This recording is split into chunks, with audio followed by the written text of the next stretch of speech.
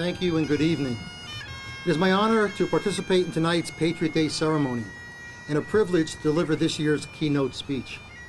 I am dedicating this speech to all of those who lost their lives and to one in particular, my friend, firefighter Sam Otis.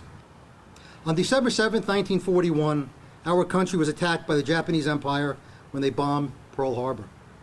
This day was deemed by President Franklin Roosevelt a day that would live in infamy, and it began our participation in World War II. Almost exactly 60 years later, on September 11, 2001, our country was attacked again. This time, the terrorists struck our mainland, killing many and thrusting us into the war on terror, sending our men and women in the armed forces into harm's way, changing our lives forever. For the past 13 years, we have been paying tribute to and honoring those that have lost their lives on 9/11. I ask you, what is a patriot?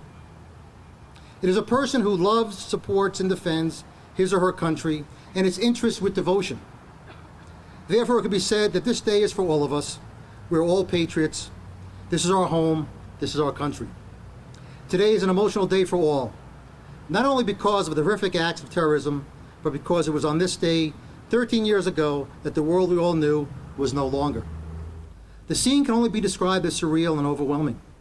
Perhaps one could say it was similar to a European town bombarded in World War II, or a Hollywood set depicting some catastrophic damage. Hundreds of medical professionals from hospitals near and far quickly arrived. Anxiously awaiting injured, they set up triage and treatment areas.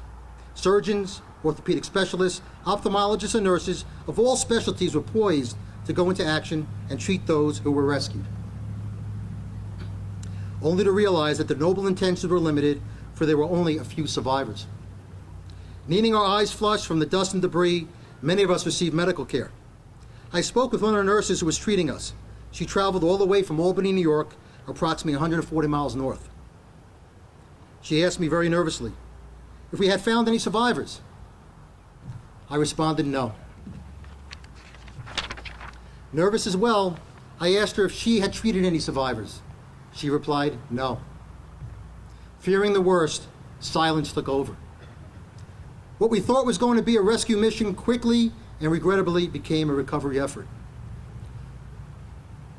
Although the attacks on the World Trade Center in New York City, commonly referred to as Ground Zero, is often in the forefront of the September 11 terrorist attacks, let us not forget those who tragically lost their lives in Washington, D.C., and in the skies over western Pennsylvania.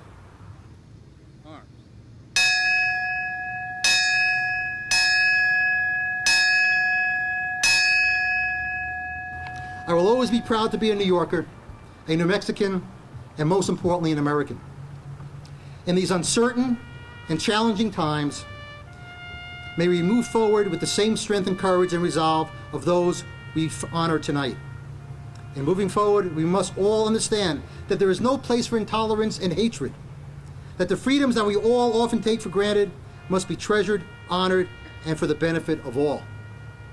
In the words of former President Jimmy Carter, we must adjust to changing times and still hold to unchanging principles. Though we gather each year on this day to remember those who perished, this is not enough. As we witness on that tragic day, we must always come together and unite as one. The feeling of strength and community must be felt every day. Our community must welcome our police and uniformed services, and they must embrace their community and all it has to offer. On behalf of all the victims, the families, the uniformed services, and our men and women in armed forces, I want to thank our government and city officials and the citizens of Las Cruces for never forgetting the events of September 11, 2001. Our Patriot Day ceremony is a beautiful tribute to those who sacrificed their lives to help others and pays homage to their memory, keeping the bright light of remembrance forever shining in our hearts and never forgetting those we lost.